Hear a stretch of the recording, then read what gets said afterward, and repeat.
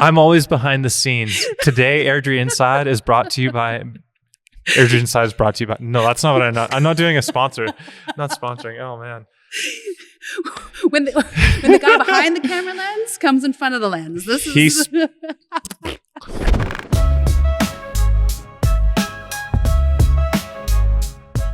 Welcome to Airdrie Inside. I'm your host, Britton Lettingham. Chris Glass is Superman. He needs a break today. I'm back here today with Joanne Yao, and we're going to talk a bit about her life. Joanne, welcome. Hi, thanks for having me. Yeah, thanks so much for coming, making time. Yeah. And you're just back from vacation. Where are we at? I was in Cabo, Mexico for 4 days, which is actually 2 once you consider flying in and flying out. That's a really brief time. Yeah, so I do things very, very fast. Lots of things compacted in, getting in there, getting the photos, because that's the most important. Because if there's no... You got to share it. Yeah. If there ain't pics, it didn't happen. So got the photos, got the videos, came back to an inbox that was not happy. So I've been catching up. You did shut off. You were not working. You were working a little bit. Yeah. This is your personality coming through. So Jen, I know you through Smart Start, through your mentorship. Yeah. You've got that hat. You've got being a lawyer. Mm-hmm. You've got a daughter. Tell me a bit about yourself, and let's just go back. What brought you to Airdrie? We can start there, and because I think, were you born and raised here? Yeah, pretty much. My parents moved here when I was 6 months old. Whoa. Yeah. So You're born and raised. Yeah, we were talking about Airdrie was a town. There were no traffic lights. Yeah, you could jaywalk on any road and nobody would think it's jaywalking. There weren't even paved roads. So Yankee Valley Boulevard was not Yankee Valley Boulevard. Is this a range road? No, there was a road. It had a It just name. didn't have that. Oh, what was it before? So I was gone for 15 years. When I came back, and someone at Co-op asked me, "Oh, how do you get to somewhere?" And I said, "Oh, you take Big Hill Springs Road." And the locals looked at me like, "What are you talking about? You take Yankee Valley." And I looked at them like, "What are you talking about? I grew up here. Don't tell me how to tell people where to go." And my neighbor, he's a firefighter of he's a retired firefighter. Yeah. He's lived here since 78 or something. Mm-hmm. Anyways, this is coming out because he missed what to call Yankee yesterday. He's like, I got down to, was it Yankee? He still has this confusion. And I wonder if it goes back to that. It will always Yankee be Big Hill Springs Road to me. I wonder. No matter what anybody says. But, Google Maps tells me that it's called Yankee Valley Boulevard. And I accept it now. I've come to accept it. But in my heart, it will always be Big Hill Springs Road until it hits the gravel. Yeah. Well, maybe it's not even gravel anymore. I don't know. You got to go quite a ways. Yeah, I know what you mean. Yeah. So you're born and raised here. What was young Joanne like? Oh, well, young Joanne was, interestingly that you ask that, because the world today is a lot different than it was back then as far as, diversity, inclusion, and those kinds of things. So Airdrie being very much farmer and rancher town, and my family was the first of what we would call now the city people to move into a very agricultural and rural town. So I already stood out by not knowing how to tag cattle in the spring, and not knowing the difference between a tractor and I don't even know what else they are. I call them all tractors anyway. So that was, and obviously I don't look like everybody here. We were the only Chinese family in town. And then my parents wanted me in French immersion as well. And so Muriel Clayton it's still there. And that's where I went to kindergarten and elementary school. But I was Were you in that neighborhood too? No, I was out just off of, now it's called Veterans Boulevard, but in the Croxford Estates, kind of off to often the more rural part of town. But so I imagine this, I was painfully shy. I was just a shy kid, and so I distinctly remember I was in first grade and the teacher. You were a shy kid, so I'm still taking that in. I know. Nobody believes me, but I promise you it's true. And the first grade teacher called on me. And of course, in those early years, it's all about immersing the kids in French. And so it's all dialogue in French. So when the teacher would ask me a question, and I just got shy. I would tuck my head into my knees and just like, I'd almost cry. I'd be so shy. And it was mistaken for me not understanding English or French. And so I remember that the encouragement to my parents, which was, it came from a great place, a very caring place. But it wasn't a very child-centered place, as now we would, think about child-centeredness. So they encouraged my parents to stop speaking in Chinese to me at home and to speak more in English. So at least they could cross that, that culture. You were learning both just fine. Yeah, I understood it just fine, but I was just really shy. And so I think what's interesting about that is that, speaking more English at home didn't really help my shyness. But I mean, I would still I know that there's various perspectives about whether to put children in French immersion or not. And I'm still a big supporter of it, whether kids are shy or they have difficulty with language. And, I have had occasion to use it. So I'm glad I was in it, and I'm glad I grew up in the environment that I was in, because now when there's a big focus on EDI and being accessible, I can understand that there's perhaps more than one or two or maybe more than three reasons why newcomers or even the first generation born in Canada to parents who are immigrants, why they might have struggles. And it's not just what we think on the outside. There's just so many aspects of it. And again, I really think that the teachers and adults around me came from a great, very warm, caring place, but just not as, maybe not as aware as the intent was good. Exactly. And they're doing the best they can. I mean, they're professional educators. That's what they're trained to do, and that's what they do. But just now we have much more awareness, and we teach a lot more different perspectives. So I don't think it's any easier for immigrants or for children of who are the first generation born here. I don't think it's any easier for them, but I think the locals and people who have been in Canada a few generations have a much broader and much more more of a global citizenship approach. Yeah. Mm-hmm. And Yeah. you can see that coming through better. Yeah. Yeah. Well, and part of the intent here, like with our other interviews, we've done 2 other ones, both intending for Smart Start. It was like straight into like your journey within being a lawyer, Smart Start, and giving back. But today I'm liking going back a little bit further just to understand, helping people know and love our neighbors and see, your perspective and who you are. Was there sports that you're into, or like, cause you're in, snowboarding, or what else now with your daughter? Like what was like, so you're shy, what transitioned into not shy? Was it athletics, or what got you out of your shell? Actually, I don't know exactly what it was that necessarily triggered me to start being more outgoing.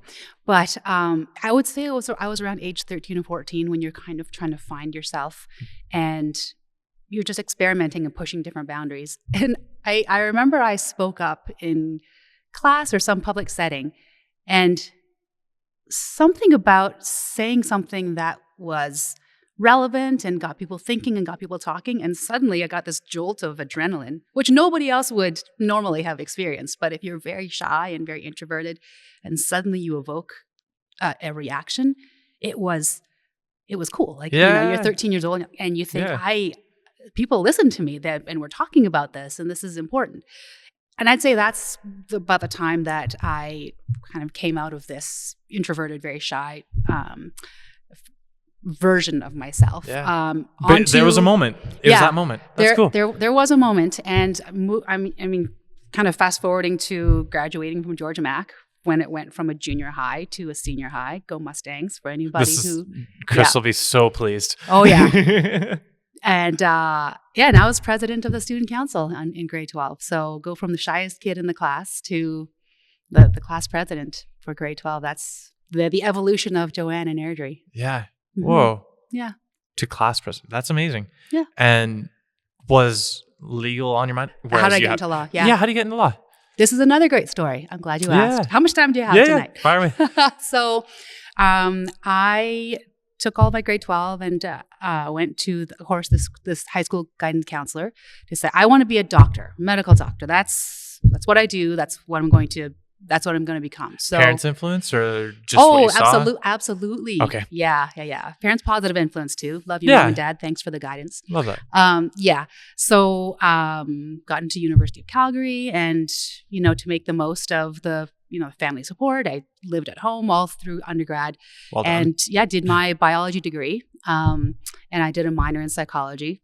My brother joined U of C as well, and he was older, younger. Oh, he's younger. He was a first year when I was in my fourth year, and I was really excited to get to med school and graduate. So I took the MCATs, the medical school admissions test, and I thought I did reasonably well. In my whole study group, we were all geared towards med school, and after we graduated with our science degree, but I didn't get that golden ticket I didn't get any acceptance into med school. And, here I am all of 21 years old. And again, I think of nowadays when we talk about phases of life and things that are really impactful to you. Back, now I'm going to date myself, but back to when I was 21 years old. So circa 1999 or so. Nobody talked about things besides stages of life besides puberty and your midlife crisis. But I genuinely felt like I genuinely felt like this was a quarter life crisis. And the saying, which is it now looking back at that version of myself, I think what a trite thought to think, I've prepared my whole life to be a doctor, and what if I can't get into med school? My life is over.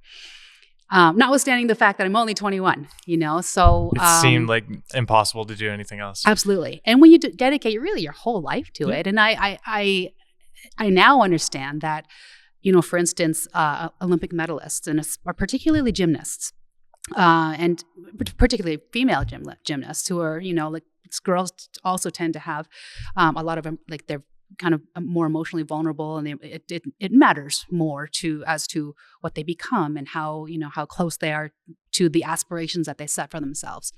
But when you think about training your whole life to be, let's say, the world's best athlete, and then at age 16, that's when you retire. What do you? How does the rest of everything else? So I forgot how young gymnasts were at their Olympic peak. Yeah, it's getting a little bit older, but even then, it's not very old. Exactly. Well, that's exactly. Or even if they don't get to the Olympics, the ones who get to nationals, I was a competitive swimmer back when we did not have Genesis Place, back when it was East Lake, amazing pool. Yeah, and you think that. So I think about that now that I prepared my whole life for this. What do I do with myself? And interestingly, I tell people now when they say, well, what do you tell your former self now that, I had a friend who said, I didn't get into med school either, but I took the LSATs and the law school entrance exam, and I'm going to law school. So I thought, well, I'm going to do that too. And that's kind of where that path went. But literally just a conversation of someone else diverted to taking an LSAT and going law, and you thought, hey, I could do that? Yeah, because it was one of those things in life, and I'm going to take the story and onto many tangents because that's just what I do. Fire away. There's a wonderful YouTube short video that Dwayne The Rock Johnson does. Well, I guess Dwayne Johnson, as we now call him. Both work. Yeah, and it's maybe only 6 or 7 minutes long, but it's fantastic because he talks about the best thing that never happened to you. And so when he talks about the evolution of his career from the CFL, and he was so certain he was going to get into the NFL, and that was his dream. And whose dream wouldn't it be, to be a boy of his age and with that background? But because he didn't get into the NFL, he says that at the time was so traumatic to him because he NFL trained or CFL, because it was he, which did he come to Calgary? Where did he try? I want to say that he did play in Calgary for. But anyways, we'll double check that later. Yeah, and so he says because he didn't get into the NFL, that's when he got into professional wrestling. That's when he got into the entertainment industry. That's when he got into movies and doing so much more than he ever dreamed that he could do in the NFL. So, and there was a thank you. I feel like I've seen this. He's like Yeah. thanking the CFL. Was this around? Did this come out again when he was like looking at buying the CFL a few years ago? Oh, Did I don't know. Anyways, yeah. Yeah, I just thought it was very interesting that he thought about it so positively and put such a positive spin What on could be a something that was so bottom. traumatic. Exactly.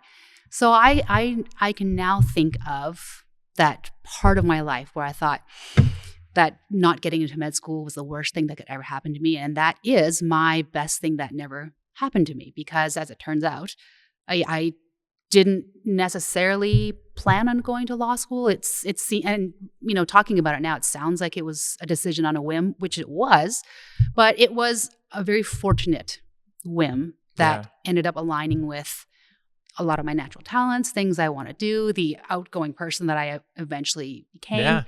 And things you want to do, such as like, how did this align? What do you see now with 2020 hindsight? Well, I mean, I think now being, first of all, that getting into law school meant that I was going to leave home for the first time and go to the States, which is not a foreign country, but it's still, leaving Canada. And here I was thinking it's the States. It'll be just like Canada. And it is not. I assure you that living in the States is not like living in Canada. We speak the same language and eat half of the same foods, maybe. But and the TV programming is kind of similar, but it is very different, especially in the South. I went to Florida, and it's very different culturally, different backgrounds, a lot of different perspectives, and for me, that was my ability to go to school, in which graduate school is a time when you go through 3 very, very stressful years, but with peers who are like-minded people and kind of get you through this, and you really fine-tune and hone the adult you're eventually going to be. Yeah.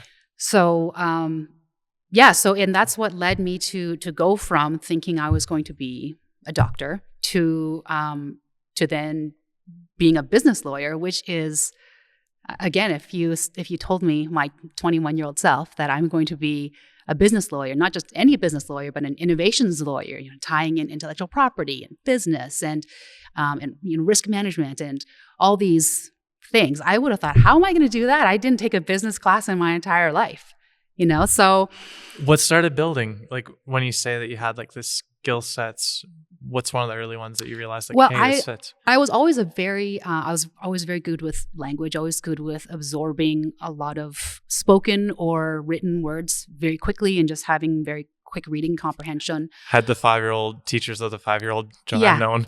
I know. And I tended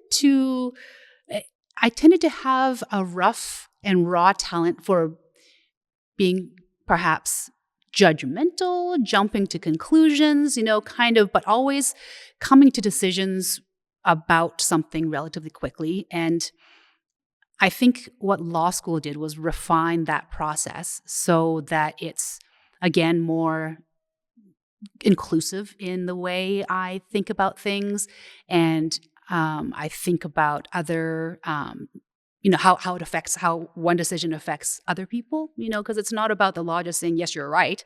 Like, well, if you are right and you want to enforce that you're right, how is that going to affect the relationship around you? How is it going to change your life? And so these are all kind of bigger questions than just a right or wrong, legal or not legal. And it also helped me organize the way I thought about things. Whereas before, and you can still see some traces of it, but the way I communicate is very stream of consciousness style, and going off on tangents. And I promise I'm a lot better than I used to be, but I think law school helps to do that because it turns us from people who can think quickly, read quickly, to someone who can kind of pull the reins back a little bit and make sure that what you're saying is logical, it makes sense, that it's not going to, that it's driven more on somebody else's, on somebody else's, telling somebody else's story, as opposed to just whatever you think is, the right answer. And because a lot of times my clients are not the ones who are going to be right, but they're just the ones who aren't as wrong as everyone makes them out to be. And there's an art to representing someone who is not in the right, but is not that doesn't deserve to be raked through the coals or thrown to the wolves because of mistakes they made. And that I think is part of like a valuable lesson that was learned in law school as well. Yeah. Are you still representing people in court today? And like, what is... Yes, very much. Yeah. Yeah. So, and that's a really interesting skill set. Like, people aren't as wrong or as like villainous as might be meet the eye. It's like, how do you cope with that? Because you got to represent some people that at face value are hard to represent, or like, where do you go there? Oh yeah. There are certainly clients that I don't personally relate to. People that I don't necessarily like. I would not be friends with them in person. But again, it's not really up to me to represent and pick and choose only the people I like to win all the time. That's just, I mean, you could, but I mean, then you're actually really narrowing yourself, because in any dispute, so I do mostly kind of courtroom style law. Yeah. It's either courtroom or boardroom is where you find me doing most of my work. And within business, yeah. Partnerships fall apart, or like larger, whatever kind of. Oh yeah. Companies, businesses, having disputes. So it's courtroom to boardroom kind of clients is who I represent. And I think the important thing in almost any dispute is that if one party was so clearly right and the other one was so clearly wrong, they probably wouldn't be walking into a lawyer's office. But it's because there are different perspectives that are not being perhaps communicated or appreciated or accepted by the other side. And ultimately, the great thing about being a courtroom lawyer is if we can't get to an agreement, which it's always better to get to an agreement. So probably 90% of my cases, if not more than 90%, are settled, because it doesn't really serve people to put the fate of this decision in the hands of a court, because you can do a risk assessment and say who's got a better chance of coming out, the winner. But people take what's the term I'm looking for here? I don't have a lot of familiarity. Yeah. So the Americans will take the bar exam. So the day you graduate, study for 3 months, take a 2 or 3 day exam, the bar exam. Yeah. And then but I mean like in the courtroom. In the courtroom. When they settle, they'll take whatever's presented as a deal instead of leaving it to jury, or what am I understanding there? So if two parties ignorance. Basically if they can't agree outside of court, so if they can't come to an agreement, we can't negotiate a settlement, then that's the we'll see you in court, right? Declaration.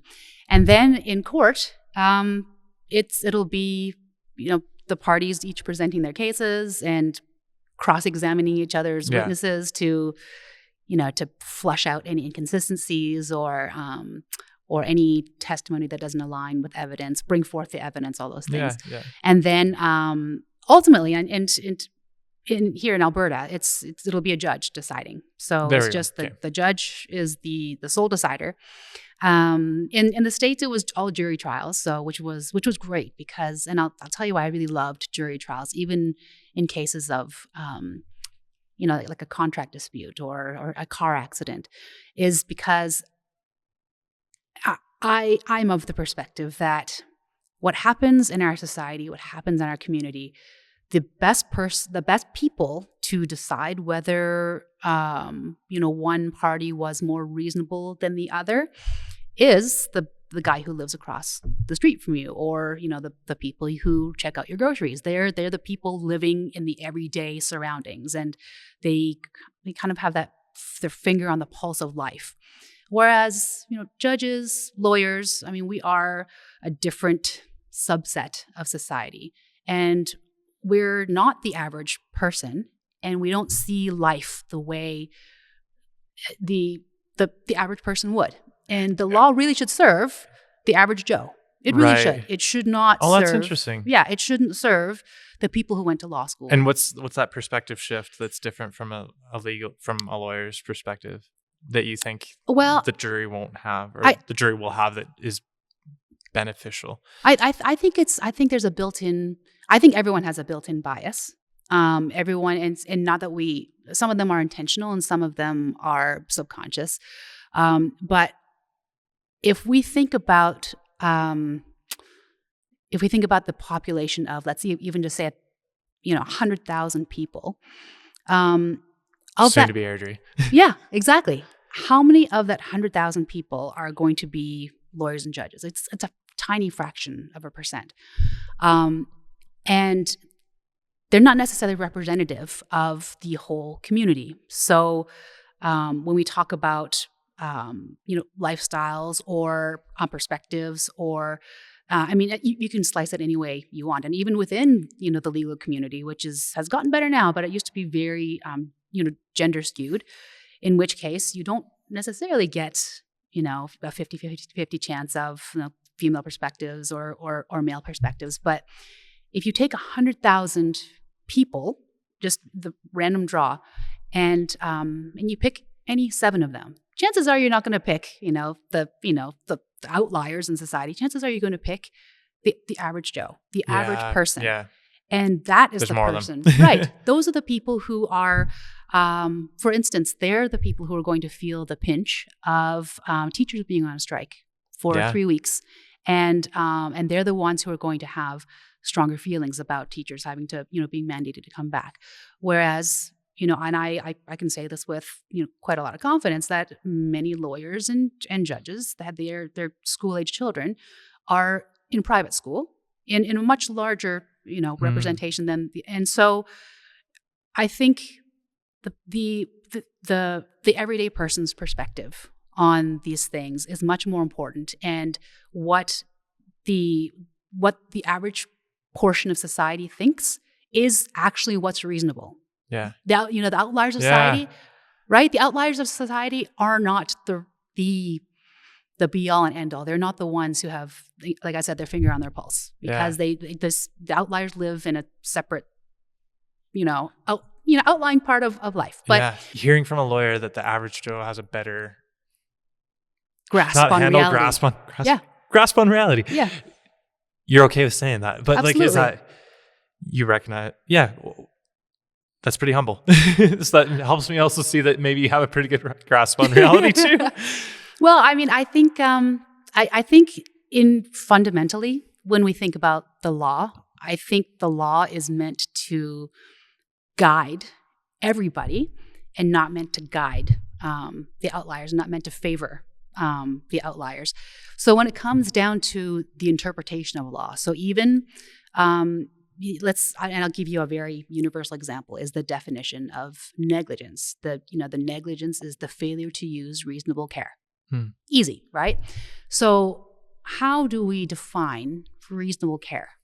And I think if you ask that group of 100,000 people that we put in a room, there's going to be some more popular answers to what a reasonable outcome should have been. And chances are those more reasonable interpretations will come from people who represent the more common segment. And regardless of how you slice the community pie, there's always going to be in that the group of the everyday people. It's going to be pretty central to what reasonable is for our community, what's reasonable for our society. And there's far more of them than there are lawyers and judges. But that's where I get into the what I think is the good part of being a litigator and a courtroom lawyer, and a boardroom lawyer even too, is that regardless of what my interpretation of life or law or anything is, philosophy, what's more important is the recommendations and the advice that I'm going to give. Is it going to have more of an effect on the everyday people, or am I thinking too narrowly and just tailoring my own biases and my own experiences, which would really only serve a narrow part of the population? So, lawyers get a bad rap and are the butt of a lot of jokes because I think the profession tends to forget that that we are different, that we're in the minority, and what we say isn't actually a true reflection of the entire population, which, I mean, we can never fully define, but you get enough people to chime in on what reasonable is, or what is, what's expected, or really any societal definition that we can never really put a finger on, because society is always changing. And that's the important thing, is society is always changing. So we have to kind of go with the flow of what the general population is. Yeah. And they're the people who decide what's reasonable. They're the ones who are deciding the law. And what they decide in a courtroom becomes law for tomorrow's incident that is factually similar to today's. Yeah. Do you, like, you were an outsider. Sorry. You were an outsider coming into law a little bit. Yeah. Is that the case? Oh yeah, I would definitely say so. Yeah. Yeah. Does that help you? Is it empathy? What is it that you can connect more with the 100,000 population instead of the minority, and thinking that the minority is not necessarily always the proper response? Yeah, I think maybe the experiences that help me to relate more with the general population, with people who would be my clients, is the fact that, like, law school is very expensive. And I went during a time, this was 2001 to 2004, when the exchange rate was absolutely not favorable for Canadians. My parents, again, thanks mom and dad, for paying, helping to pay that way. But there were a lot of cup of soups that I would split between lunch and midday snack, because I just wanted to stretch that dollar, because rent always comes due every 30 days. And I drove the car that that I had in high school. I drove that down to Florida. I drove it all through law school. And for the what was the car? It was a '92 Oldsmobile Cutlass Supreme S. Amazing. Burgundy red. Still have a thing for red. Oh, gorgeous car. Yeah. You're not driving that same Cutlass anymore. You have a very nice Beamer. Same color. It's the same color though. So it's a tribute to the trend? original. Yeah, it's the burgundy. Yeah, it's that same burgundy color. Amazing. Yeah. Have you had other burgundy? I have not. No? Okay. So this is what brought you back full circle on the red? Oh, it's just what they happen to have in their inventory. Okay. And so, and so I thought, well, that's what they have. There was nothing magical about it. But it was, that car was also very much an outlier in law school. Of course, being a car from Canada, going down to the States, the AC was never going to keep up. So my windows were always rolled down. And every time I took it to the shop, which was very often, when it was near the end of its time with me on Earth, the mechanics there, very experienced mechanics, by the way, would pop open the hood and they'd say, "What's that?" I'd say, "Oh, it's a block heater." They'd be like, "Is this a diesel?" I'm like, "No, does it look like a diesel?" Like, "But no, it's a block heater." And they think, like, "What?" They've never seen it in the South. Why in the world do you have a block heater? I'm like, "Well, when it gets really cold in the winter, you plug in the car, and they give me this whole, like, "I don't believe you. I don't know what this is, but I don't believe you." That's like, and I forget that they'd never see it. No.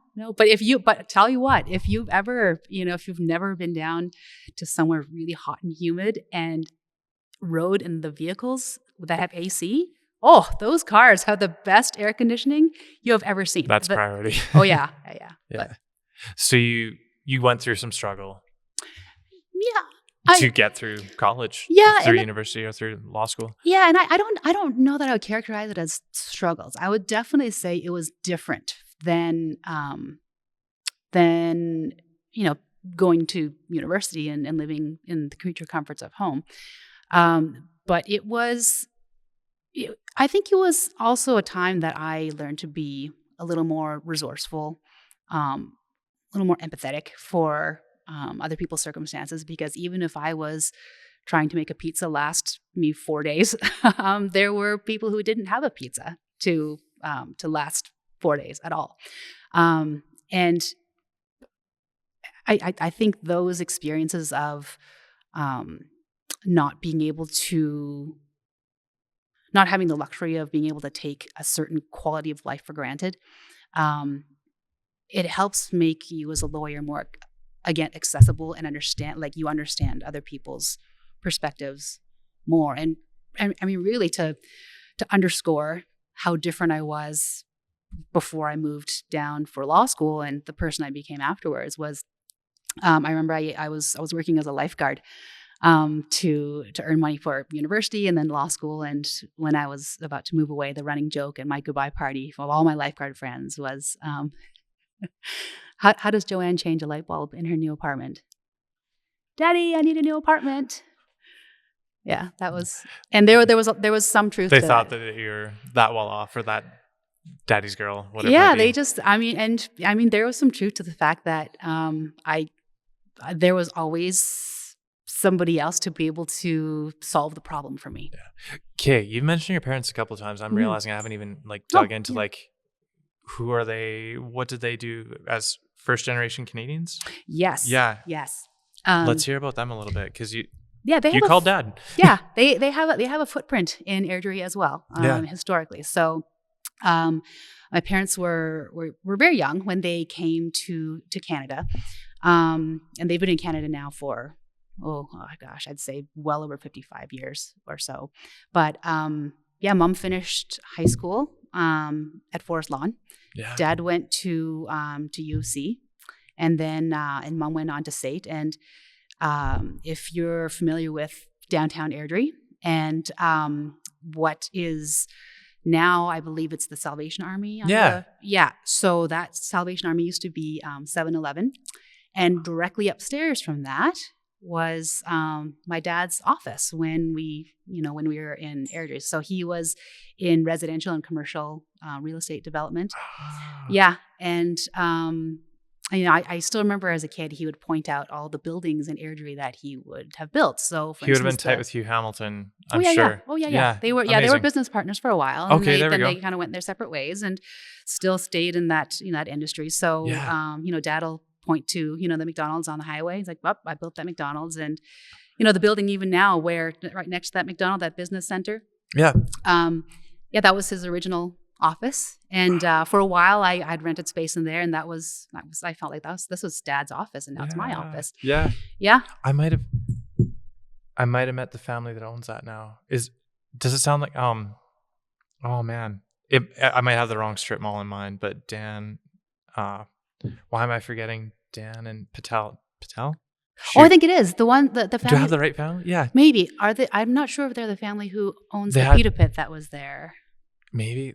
I can't remember. They have several hotels and stuff. Anyways, just thinking another first generation couple that have built up an investment portfolio and are employing 60-ish people with their hotels and Airdrie and stuff. And huge. So that's cool to know that rolled into their family potentially. Yeah, and fact check this later. and looking back on it now, when I was a kid, growing up in the 80s in Airdrie, to have my parents be business owners of, and I want to say it was 3 construction companies. It was Andrina Investments, Dayvan Construction, and I want to say there was another one, which the name is probably escaping me now because, I don't quite remember. Those were the 2 main ones.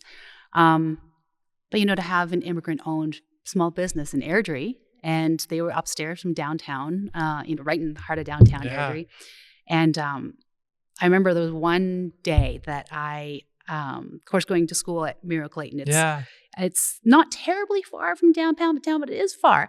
And I remember I just missed Mom and Dad, and at recess, I thought, you know what, I'm going to see Mom and Dad, and I was walking from Miro Clayton all the way to downtown. If you're maybe 7 or years old-ish, maybe even younger, people might just look and say, who's that? Who does that kid belong to? But of course, being the only Chinese family in town, the neighbors were like, what's Andy and Rena's kid doing walking in the middle of Airdrie on the way, in the middle of the day?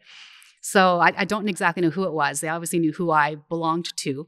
And they made sure I got to the building and didn't get hit by a car on the way. And they're looking out for you. Yeah. And then my parents all right, well, that was very brave, and good thing, it's good that you know your way. But tomorrow, you're going to explain to the teachers in French why you didn't show up in the afternoon.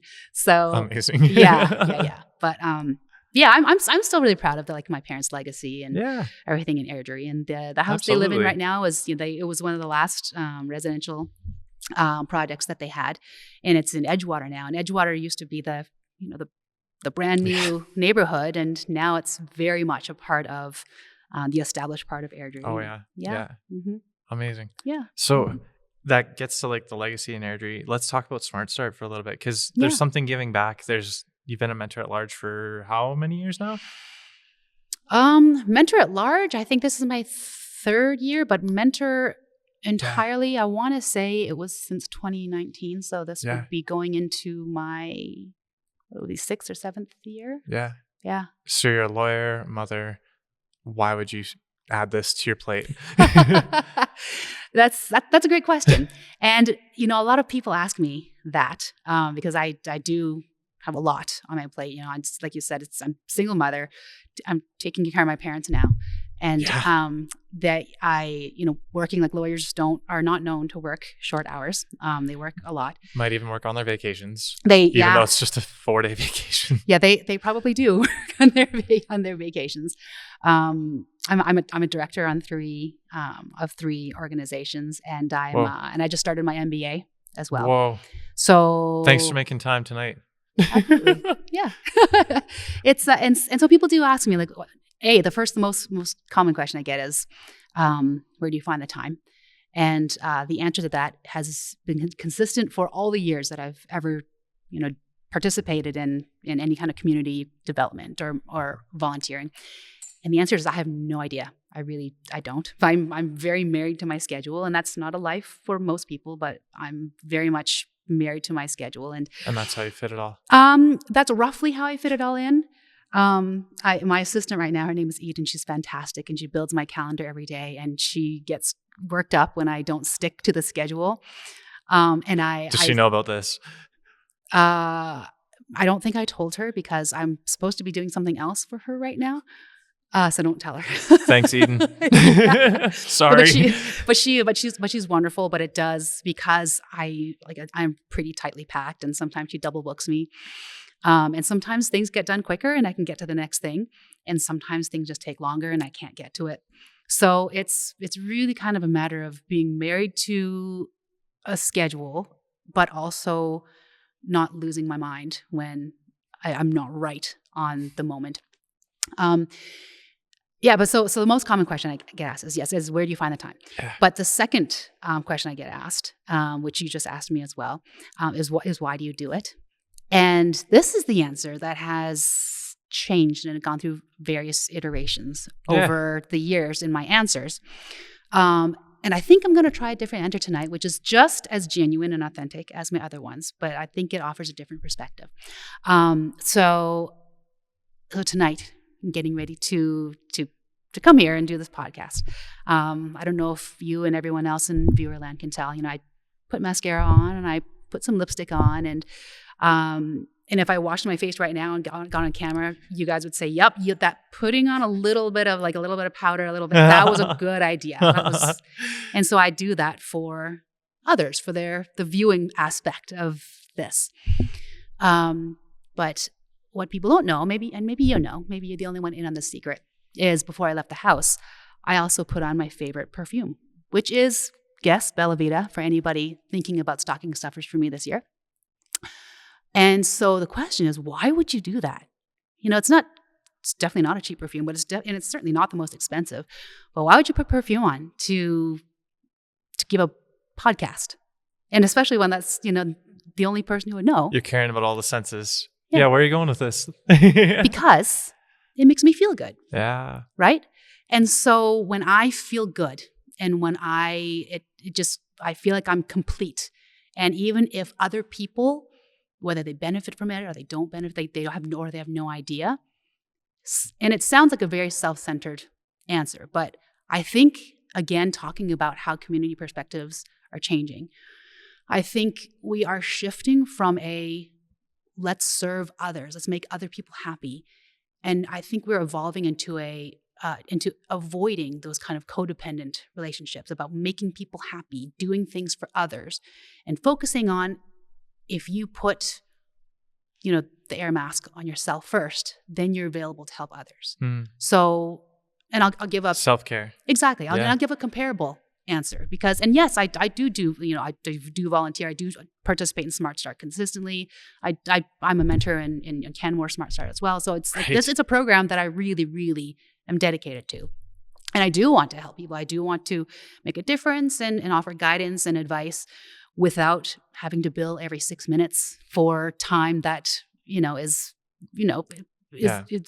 things that entrepreneurs just don't have. That's a resource they don't have. Is that freeing not to bill, or what are you saying there? I don't know that it's, I don't know if I would say it's freeing not to bill. I think it's more about knowing that the advice and the guidance I have is more based off of experience and asking people what is it about the questions they're asking themselves.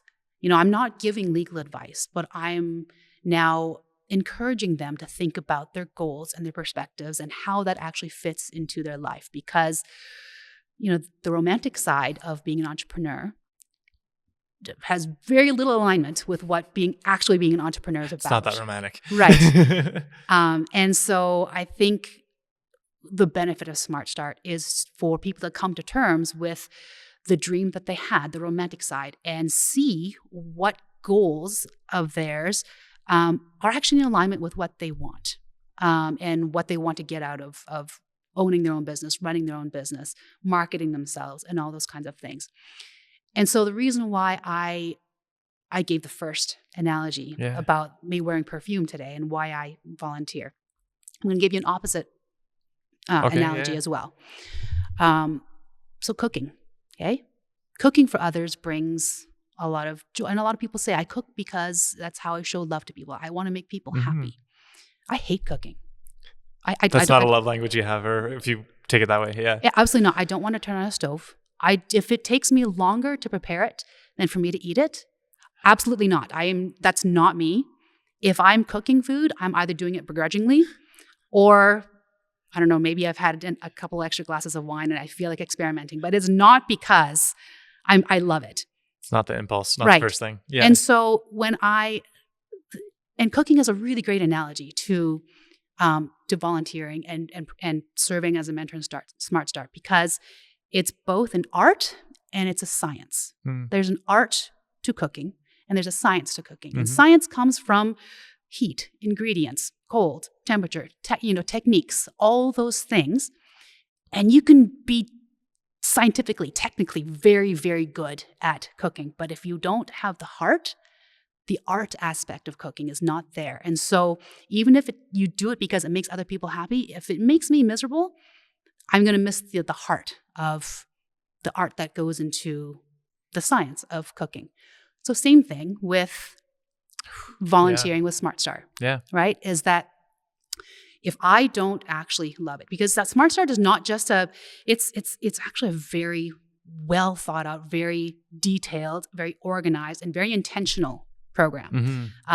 There are things that it's gone through also various iterations to improve, to modernize, to stay with the times, stay relevant, take into account, COVID, because it's, it was a pre-COVID things. Yeah, absolutely. And now that a lot of things are virtual, that changed a lot of the program as well. So it has evolved and there is a science behind it. So I'm not going to fool people in thinking that it's just a bunch of mentors getting together with entrepreneurs to talk about business and high five each other. It's not.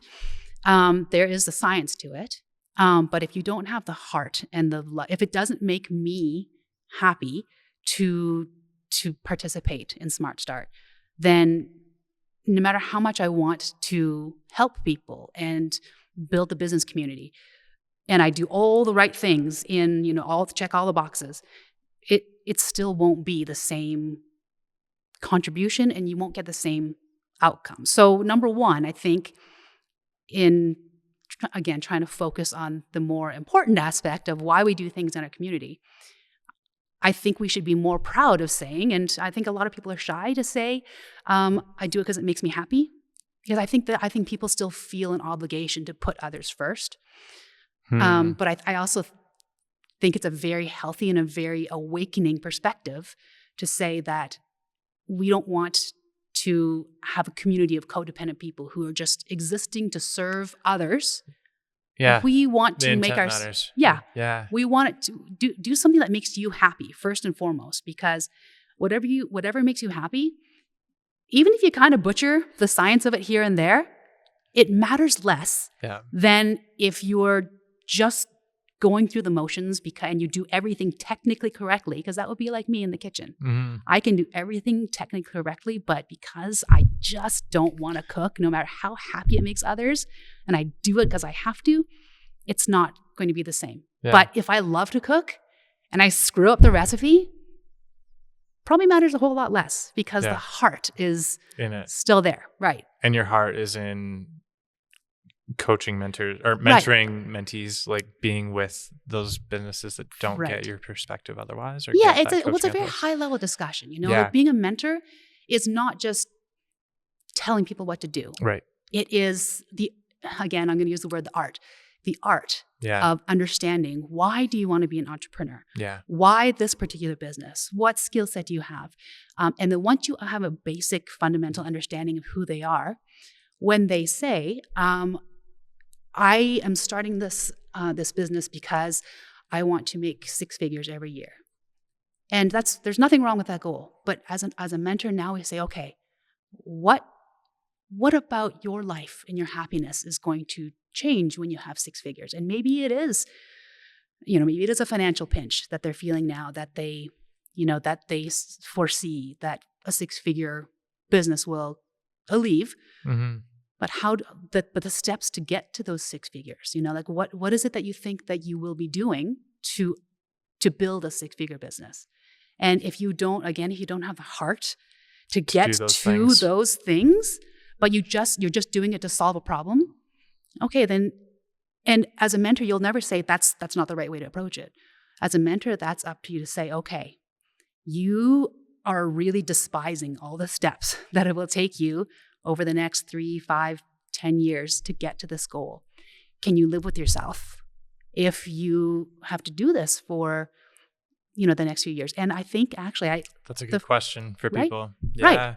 And you're finding they're not getting there without that from you necessarily. I think mentors, not necessarily me, not necessarily legal background, but from mentors in general, we just get people to think about less so the how, because the Smart Start program is the science part to say, like, how do you do it? But we get to ask the why questions. Why do you want to do it this way?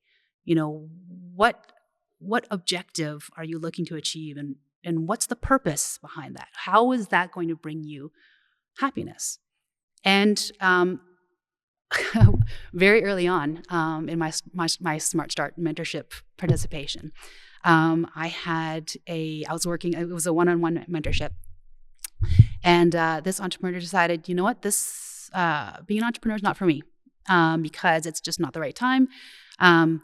It's way beyond the investment I thought I was going to make. And I, as many, mentors do when you first start in the program, you think, oh no, I've just talked them out of being an entrepreneur. This is like, what have I done? Doing the leap of faith that they're maybe destined to. Or do you go that way? Like, absolutely. You think like, what? Yeah, you think, what have I done? I've talked them out of being an entrepreneur. And the interesting thing about Smart Start is, even though there's a lot of focus on supporting entrepreneurs, it also puts a frame of reference for very seasoned business people and professionals who are, in professions that support businesses, to be okay with accepting that sometimes people will tap out. And tapping out is the better decision to make. And I'm circling back now to the best thing that never happened to you. You might think that owning this business and running it is going to be the best thing. But Smart Start helps to guide both really entrepreneur and mentor in this journey to understand really the not just the how, but the why are you going to do this. And if there comes a realization, whether it comes abruptly, and sometimes it does, and sometimes it comes gradually, like it becomes this red flag that just keeps flying higher and higher and higher and higher over the weeks, or it's an immediate snap, you never really know. But if that snap comes, it's better for both mentor and entrepreneur to have come to that realization during the Smart Start program, as opposed to actually going through all the steps. And everybody, it's no secret that startup businesses have a very high rate of failure for a number of reasons, but the largest of those reasons is, it's a financial, it just poses a financial challenge. It's a lot. Right. And those challenges can, again, come from many sources. But if that entrepreneur who had invested years of time, money, and energy into an outcome that eventually folded, would that entrepreneur have gone back to an earlier version of themselves to say, okay, don't do it because this is what's going to happen? And would the entrepreneur still make that same journey? And I'll tell you, there are entrepreneurs who say, you know what, this, now that I see, kind of all the landmines in front of me, it could very well be that their goal, come hell or high water, is just going to be the business owner of this business. And they will go at it at all cost. And it could cost them their life savings. It could cost them their family. It could cost them, oftentimes it comes at the cost of the full-time job that they had working for somebody else. But this, and again, this is going back to the theme of what makes you happy.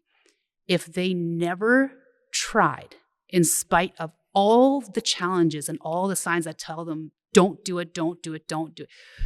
And again, as an entrepreneur, or as a mentor, it's up to us to say, okay, at least you know what you're up against. And you are, with your eyes wide open, you are accepting that these are all the sacrifices you're willing to make in order to achieve this. And really, that's really all that the mentor entrepreneur relationship is about. Is do we have a broader perspective and appreciation of what lies ahead of you? Because if you want to tap out, you can tap out at maybe various stages, or maybe this is the time to do it now. But if you see everything in front of you and say, you know what, but that goal of me owning and running that business, I will not be able to sleep at night if I don't let myself try. And if that is their goal, then as a mentor, I'd say, you know what, that's what's important to you. That's what makes you happy. It's not about everything else, the making other people happy. Yeah. It lights you up. Mentoring that you wouldn't do it if it didn't. The enjoyment's there, so you keep doing it. Right. And you've given so much back to Airdrie. Thank you. Oh, it's absolutely my pleasure. I mean, I've really gotten a lot out of my time in Airdrie, and everyone says why'd you come back to Airdrie? And I say, because this is, it's where I grew up. It's where my family is. It's everything about it aligns with my life now. So, I want to keep helping it grow in the direction it wants to grow. A lot of people have different perspectives about what they see, what they want to see Airdrie become. But I think Airdrie really is, it truly is the community that the people who love it have wanted it to become. I did a LinkedIn post not long ago about the new Airdrie Public Library. Yeah. And how I used to. How pumped are you on that? Oh, amazingly pumped. Yeah. It's beautiful. It's gorgeous. Yeah. But so I made a LinkedIn post that traced back to my elementary school days when the library was at the Town and Country Center. And as you know, Smart Start had their celebration at Town and Country Center. Just I actually didn't realize the library was in there. Okay, yeah. It used to know be, the place well. Yeah. It used to be in that space. And even when I pulled up at the Town and Country Center that night, and I saw where the library used to be, and I remember, and I saw there's a metal panel in the brick wall where the book drop used to be. I gotta look for that. Oh, absolutely, it's still there. Yeah. And I remember, man, it was a good 40 years ago that I would ride my bike up to that book drop, and how many hundreds of books I would drop back in that chute. Yeah. Because I'd put new books on my basket and ride it on the way home, and then it of course moved on to the iteration it was in downtown. Yeah. And yeah, of course I went, I went there. My brother volunteered, in high school for the library when it was at that location. And, now it's a brand new, like gorgeous location. Yeah. And now it's not just books. Now it's art, and now it's community, and now it's, meeting centers, which is really what a library has always been like a meeting center and a place for us to foster alternative thoughts and, like, have discussions and feel more enriched than when we went in. So I'm delighted to see where the library's what the library's grown up to be, because I don't know, though, over the last 40 something years, the library has gotten, like, prettier and prettier as it's grown up. It's gonna glow up. I'm saying, like, that my days of counting that aesthetics wise is not going to be able to brag the same thing. But I come to full acceptance of that, because, again, I'm wearing Guess Bella Vita tonight and showing up, feeling amazing. The best version of myself today. Yeah. Joanne, thank you so much for what you do, for what you sow back in Airdrie to make it the amazing place that it is, your hometown. So thank you. Well, thank you for having me. I appreciate it. Yeah, I'm going to sign off. Yeah. Thank you so much for joining us on Airdrie Inside. Joanne, thank you so much for your time. We'll be back with more episodes soon.